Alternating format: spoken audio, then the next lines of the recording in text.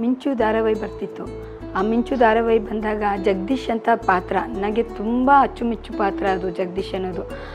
ಅವರ ಬಂದ ತಕ್ಷಣ ನಾನು ಓದ್ತಾ ಕೂತ್ಕೊಳ್ವೆ ರೂಮಲ್ಲಿ. ತಕ್ಷಣ ಬಂದು ನೋಡುವೆ ಅವ್ರದ್ದು ಮಾತು, ಲಿಪ್ಪು, ಮೀಸೆ ಮತ್ತು ಸ್ಮಾರ್ಟ್ನೆಸ್ ರವಿ ತುಂಬ ನಂಗೆ ಇಷ್ಟ ಆಗಿದ್ರು ಅವರು.